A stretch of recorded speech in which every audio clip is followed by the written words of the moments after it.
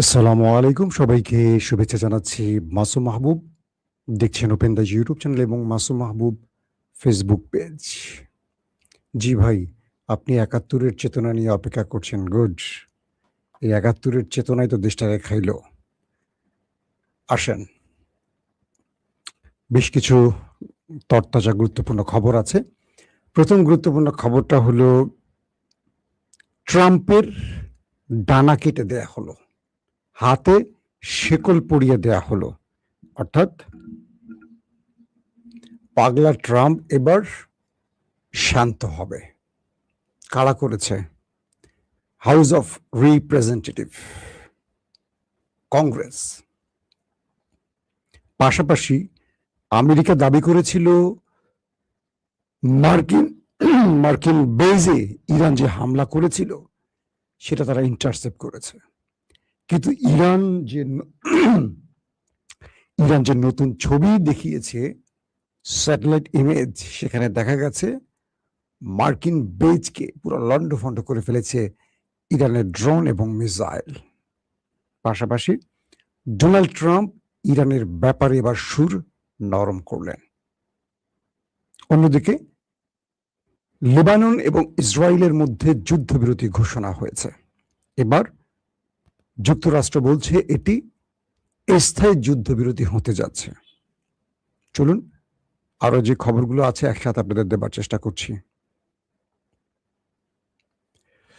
প্রিয় দর্শক, প্রথম যে খবরটি দিয়ে শুরু করতে চাই সেটি হলো ইসরায়েল এবং লেবাননের মধ্যে থেমে থেমে হামলা পাল্টা হামলার যে ঘটনাগুলো ঘটছে, এরপর আমেরিকা দুপক্ষের মধ্যে একটি সমঝোতার চেষ্টা করে এবং বলা হচ্ছে যে দুই দেশকে যুদ্ধবিরতিতে পৌঁছতে বাধ্য করে। যদিও লেবানন পূর্বেই যুদ্ধবিরতির সকল নিয়ম মেনে চলেছিল, কিন্তু একটি দেশ সেই নিয়ম না মেনে বারবারই আক্রমণ করছিল। অবশেষে মার্কিন যুক্তরাষ্ট্রের প্রচেষ্টায় দুই দেশ স্থায়ী যুদ্ধবিরতির দিকে হাঁটছে এবং দুই দেশকে যুদ্ধবিরতির সকল নিয়ম মেনে চলার নির্দেশ দেওয়া হয়েছে। পাশাপাশি জুন মাসের মাঝামাঝি, অর্থাৎ এই মাসের মাঝামাঝি বা শেষ দিক পর্যন্ত তারা এই নিয়ম মেনে চলবে। এরপর দুপক্ষই স্থায়ী যুদ্ধবিরতিতে যাত্রা করবে। অর্থাৎ সেখানে আরেকটি বৈঠকের মাধ্যমে এই দুই দেশের যুদ্ধবিরতির বিষয়টি স্থায়ী সিগনেচারের মাধ্যমে একটা স্থায়ী কি বলবো আইনের রূপ নেবে। আশা করা যায় ইসরায়েল এবং লেবাননের মধ্যে হামলা পাল্টা হামলা এবার বন্ধ হতে যাচ্ছে। 2 নম্বর গুরুত্বপূর্ণ খবর, মার্কিন যুক্তরাষ্ট্রের প্রেসিডেন্ট ডোনাল্ড ট্রাম্প তিনি তার ব্যক্তিগত 5টি প্রতিষ্ঠানকে দিয়ে তিনি একটি জরিপ পরিচালনা করছেন আসছে মধ্যবর্তী নির্বাচনে তার অবস্থা কি হতে পারে, তিনি জিতবেন না হারবেন। 5টি বেসরকারি সংস্থা যে রিপোর্ট ডোনাল্ড ট্রাম্পকে দিয়েছে সেখানে বলা হচ্ছে ডোনাল্ড ট্রাম্পের পরাজয়ের পার্সেন্টেজ 80%। অর্থাৎ আসছে নির্বাচনে ডোনাল্ড ট্রাম্প হারতে পারেন এই সম্ভাবনা প্রায় 80%। এই খবরের পর ডোনাল্ড ট্রাম্প বুঝতে পেরেছেন ইরান যুদ্ধ তার ক্যারিয়ারের 12টা বাজিয়ে 13টা বাজিয়ে ছেড়ে দিয়েছে। তিনি ইরানকে বলছেন এবং তার মধ্যস্থতার কমিটিকে বলছেন, আমি যুদ্ধবিরতিতে যেতে চাই, সব বাদ, এক ইউরেনিয়াম বা নিউক্লিয়ার ইস্যুটি ছাড়া সব বাদ, ইরানের সাথে আর কোনো বিরোধে না, এবার আমি যুদ্ধবিরতিতে যেতে চাই। যা যা হয়ে গেছে হয়ে গেছে, সব বাদ। হরমুজ টরমুজ সব বাদ, ইরান যদি হরমুজ দখল করে করুক, যেটা করার করুক, আমার আপত্তি নাই। একটা ইউরেনিয়াম এই একটি বিষয় না থাকলে আমার ফেস সেভিং হবে না, আমি কিচ্ছু বলতে পারবো না আমেরিকান জাতিকে, আর আমার মুখই তো থাকবে না। অর্থাৎ আমেরিকার গলা শুকিয়ে গেছে, বিটকয়েন নিচের দিকে পড়ে গেছে, সব মার্কিন অর্থনীতির মোটামুটি খবর করে ছেড়ে দিয়েছে। এক ইরান আমেরিকার যুদ্ধের ইরানের ভেতরে যে ক্ষতি হয়েছে তার বাইরের পুরো দুনিয়াব্যাপী ক্ষতিটা আমেরিকার হয়েছে। একদিকে তার লম্বা সময়ের মিত্ররা, যুগের পর যুগ যে মিত্ররা তার সাথে ছিল, সব কেটে পড়েছে। যে দেশগুলো ট্রাম্পের ভয় কাঁপাকাঁপি করতো তারা এখন ঘাটতারা করে ট্রাম্পের দিকে তাকাচ্ছে। অন্যদিকে ট্রাম্পের ডাকে কেউ হরমুজ প্রণালীতে একটি যুদ্ধ জাহাজ নিয়ে আসলো না। ন্যাটো তো না, ইউরোপ তো না, তার কাছের মিত্র জাপান, দক্ষিণ কোরিয়া এরাও কেটে পড়েছে। পাশাপাশি গালফ কান্ট্রিও আমেরিকার শত চেষ্টায়, শত ডাকের পরও ইরানের বিরুদ্ধে লড়তে আসেনি, বরং গালফের দেশগুলো, আরব দেশগুলো বলছে এই যুদ্ধ বন্ধ করো, তোমার এই যুদ্ধের জন্য আমাদের পুরো দেশের 12টা বেঁচে গেছে। তো এত চাপের পরও ডোনাল্ড ট্রাম্প অসহায় হয়ে পড়েছেন। এখন তিনি বুঝতে পারছেন তার সব শেষ। তিনি যা যা করেছেন তার পুরো ক্যারিয়ারের 12টা বেজে গেছে এক ইসরায়েলকে বাঁচাতে বা এক ইসরায়েলকে খুশি করতে গিয়ে। এখন তিনি বলছেন, ডোনাল্ড ট্রাম্প বলছেন তিনি ইরানের সাথে যুদ্ধবিরতি করতে প্রস্তুত, সকল বিষয় বাদ, মানে যা যা ইরান বলছে সব ওকে, শুধু এক ইউরেনিয়াম ইস্যুতে একটা আলোচনার মাধ্যমে এটা সমাধান করতে চান, এমনটি শোনা যাচ্ছে। কিছু কিছু আউটলেট দাবি করছেন। আজকের বড় খবর যে কটা বললাম এই কটা না, আজকের বড় খবর আরো আছে। আজকে সবচেয়ে বড় খবর হলো মার্কিন যুক্তরাষ্ট্রের মানে অর্থাৎ ওয়াশিংটনের ক্যাপিটাল হিলে আজকে সকল মার্কিন আইন প্রণেতারা বসছেন। কারণ আমেরিকার যে অবস্থা ভেতরে চলছে, দ্রব্যমূল্যের দাম, তেল পাওয়া যাচ্ছে না, তেলের দাম বেড়ে গেছে, মানুষের মধ্যে নাবিশ্বাস উঠে গেছে, আমেরিকার ইতিহাসে এক ভয়ঙ্কর পরিস্থিতির মুখোমুখি হয়েছে আমেরিকার জনগণ এই ইরান যুদ্ধের কারণে। তো ক্যাপিটাল হিলে ডেমোক্রেট শিবির এবং রিপাবলিকান শিবির বসছে এবং সেখানে স্পিকারের মাধ্যমে ভোটাভুটি হয়েছে।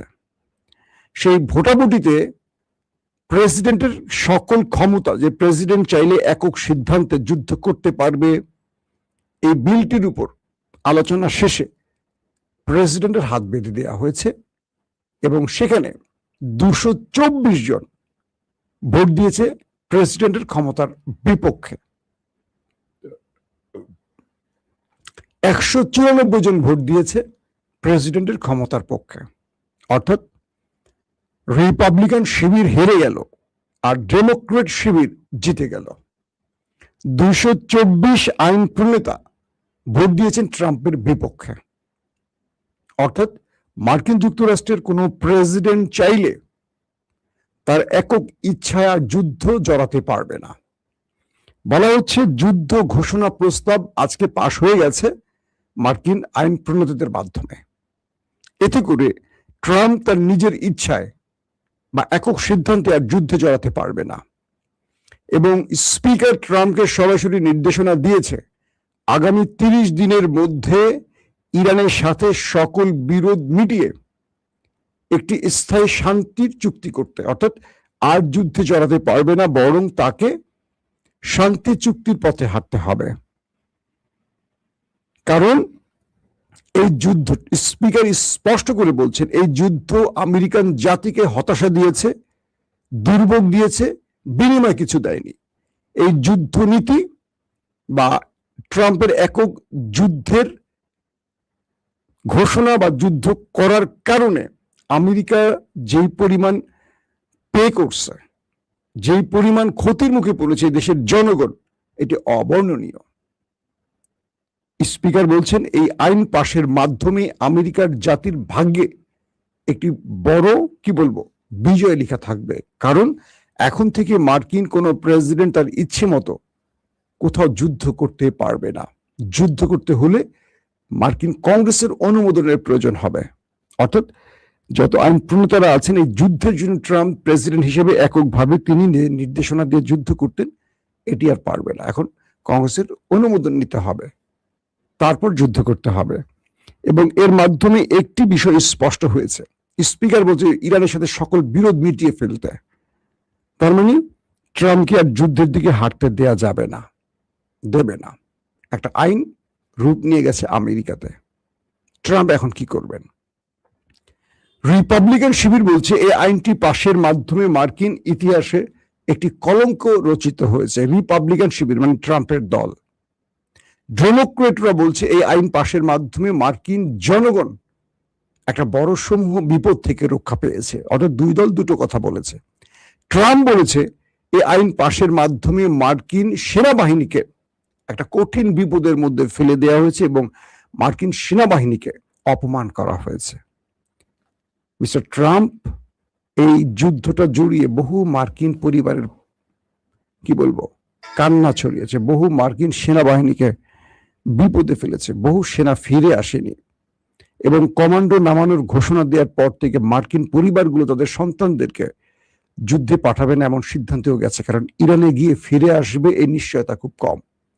কারণ ইরান 40 দিনের যুদ্ধে আমেরিকাকে এত নাকানি চুবানি খাইয়েছে, পৃথিবীর বড় বড় গণমাধ্যম যেভাবে দেখিয়েছে, তারপর মার্কিন যুক্তরাষ্ট্রের জনগণ তাদের সন্তানকে ইরানের ভেতরে কমান্ডো পাঠিয়ে স্থল অভিযানের সাহস জগায়নি। আপনারা দেখেছেন অনেক পিকচার, তাদের ছেলেরা ইরানের যুদ্ধে আসবে এই প্রস্তুতিতে মারা তারা পাশে গিয়ে কাঁদছে, আদর করছে, চুমু খাচ্ছে। দৃশ্যগুলো একটা বিশাল দেশ ইরানের বিরুদ্ধে যুদ্ধ করতে গিয়ে তাদের যে বডি ল্যাঙ্গুয়েজ, তাদের যে চেহারা সুরতের অবস্থা আমরা দেখলাম কল্পনাতীত।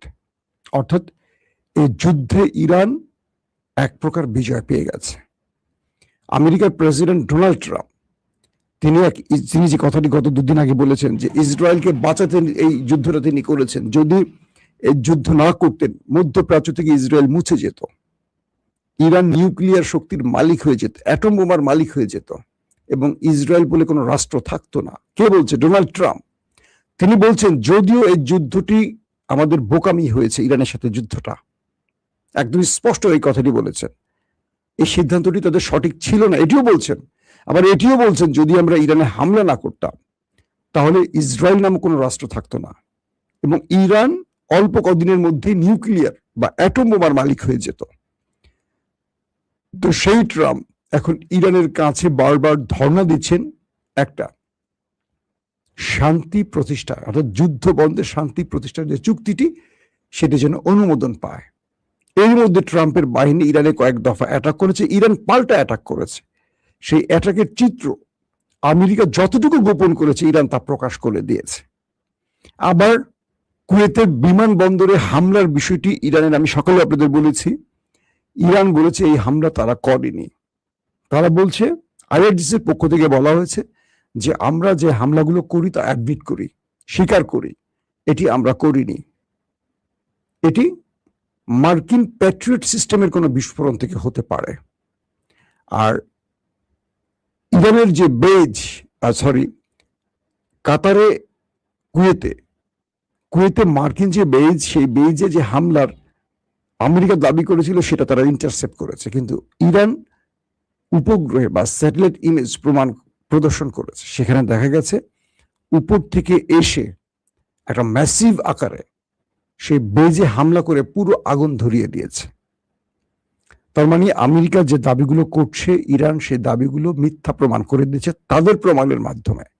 তো সবকিছু মিলিয়ে ডোনাল্ড ট্রাম্প শেষ পর্যন্ত হতাশা ছাড়া আর কিছু পাচ্ছেন না এবং হাউস অফ রিপ্রেজেন্টেটিভের এই সিদ্ধান্ত মার্কিন কংগ্রেসের ডোনাল্ড ট্রাম্পের হাত বেঁধে দেওয়ার ফলে আমেরিকার প্রেসিডেন্টরা আর চুদুরবুদুর করতে পারবে না, এটি আমরা আশা করছি। কারণ আমেরিকার প্রেসিডেন্টরা ইসরায়েলের প্রেসক্রিপশনে তারা আফগান ধ্বংস করেছে, ইরাক ধ্বংস করেছে, লিবিয়া ধ্বংস করেছে, সিরিয়া ধ্বংস করেছে, ইরানে হামলা করে ইরানকে প্রায় ধ্বংস করেছে, নিজেরাও ধ্বংস হয়েছে।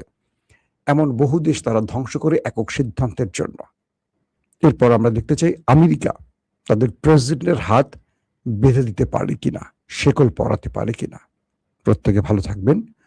আল্লাহ হাফেজ।